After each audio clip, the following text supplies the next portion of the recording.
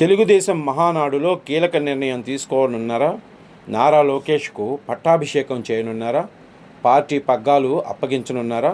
ఇప్పుడు పొలిటికల్ సర్కిల్స్లో ఇదే చర్చ నడుస్తోంది. ఈ నెల 27, 28, 29 తేదీల్లో కడపలో మహానాడు జరగనుంది. సార్వత్రిక ఎన్నికల్లో భారీ విజయంతో దూకుడు మీద ఉన్న టీడీపీ పార్టీ పండుగను ఘనంగా జరుపుకోవాలని భావిస్తోంది. అయితే ఉమ్మడి రాష్ట్రంలో మహానాడు వేదికలు చాలా అయ్యాయి. కానీ తొలిసారిగా జగన్మోహన్ రెడ్డి సొంత జిల్లాలో నిర్వహిస్తున్నారు. దీంతో మహానాడుపై చాలా రకాల అంచనాలున్నాయి. చంద్రబాబు 75వ వసంతంలోకి రావడంతో పార్టీ పగ్గాలు లోకేష్కు అందించాలన్న డిమాండ్ వినిపిస్తోంది. కూటమి ప్రభుత్వంతో పాటు టీడీపీలో నారా లోకేష్ను ప్రమోట్ చేయాలన్న డిమాండ్ ప్రధానంగా వినిపిస్తుంది. మొన్న మధ్యన లోకేష్ను డిప్యూటీ సీఎం చేయాలని పార్టీ శ్రేణులు కోరాయి. దీనిపై జనసేన నుంచి పెద్ద ఎత్తున అభ్యంతరాలు కూడా వచ్చాయి. రెండు పార్టీల మధ్య గందరగోళం నడిచింది. ఈ తరుణంలో ఇటు పార్టీల నాయకత్వాలు ప్రత్యేక ప్రకటనలు కూడా చేశాయి. ఇక నుంచి బహిరంగంగా మాట్లాడవద్దని పార్టీ శ్రేణులను ఆదేశించాయి. దీంతో డిప్యూటీ సీఎం అనే అంశం మరుగున పడింది.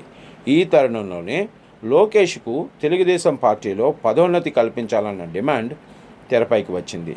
ప్రస్తుతం చంద్రబాబు జాతీయ అధ్యక్షుడిగా ఉన్నారు. రాష్ట్రానికి అధ్యక్షుడిగా వేరే నేత కొనసాగుతున్నారు. అయితే ఇప్పుడు లోకేష్కు పదోన్నతి కల్పించాలంటే పార్టీ జాతీయ అధ్యక్షుడిగా ప్రకటించాల్సి ఉంటుంది, లేకుంటే వర్కింగ్ ప్రెసిడెంట్ హోదా కల్పించాల్సి ఉంటుంది.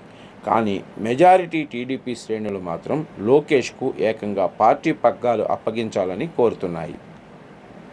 పార్టీ వర్కింగ్ ప్రెసిడెంట్ అంటే పదోన్నతి కింద రాదని ఎక్కువ మంది అభిప్రాయపడుతున్నారు. అందుకే ఏకంగా అధ్యక్ష పదవి ఇచ్చి చంద్రబాబు గౌరవ అధ్యక్ష పదవిలో కొనసాగాలన్న సూచనలు వస్తున్నాయి. లోకేష్ను ప్రమోట్ చేయడానికి ఇదే మంచి సమయమని పార్టీ వర్గాలు భావిస్తున్నాయి.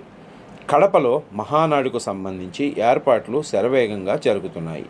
పార్టీ విధానపరమైన నిర్ణయాలకు వేదికగా నిలుస్తూ వస్తుంది మహానాడు. 3 రోజుల పాటు పలు తీర్మానాలు చేయనున్నారు. మహానాడు వేదికగా చర్చించనున్నారు. అందులో భాగంగా లోకేష్ భవిష్యత్తు విషయంలో ఒక నిర్ణయానికి రానున్నట్లు తెలుస్తోంది. లోకేష్ సైతం తనకు తాను ప్రూవ్ చేసుకున్నారు. ఓడిపోయిన చోటే అత్యధిక మెజారిటీతో గెలిచారు. కూటమి ప్రభుత్వంలో సైతం కీలక పాత్ర పోషిస్తున్నారు. అందుకే ముందుగా పార్టీలో పదోన్నతి కల్పిస్తే ప్రభుత్వంలో సైతం తన ప్రాధాన్యత పెరిగే అవకాశం ఉంది. మహానాడు వేదికగా కీలక ప్రకటన వచ్చే అవకాశం కనిపిస్తుంది అంటున్నారు రాజకీయ విశ్లేషకులు.